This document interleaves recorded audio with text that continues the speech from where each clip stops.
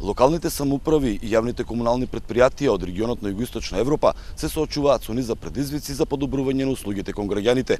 Токму врз големувањето на ефикасноста и подобрувањето на нивното финансиско работење, паѓа акцентот над шестата поред Дунавска конференција посветена на секторот води, која и годинава традиционално се одржува во Виена.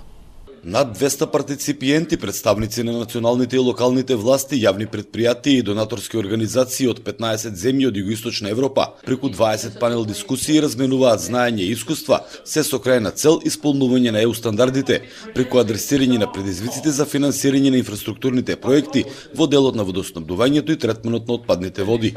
Дополнителен мотив представува и изнаоѓањето на финансиски средства не само за инвестиции, туку и за обезбедување на квалитетни и одржливи услуги за граѓаните во регионот. Искуствата со менаџирањето ги пренесуваат земји членки на Унијата на оние кои се претенденти или кандидати за членство, а со крајна цел да се пронајде наедноставно и наефикасно решение.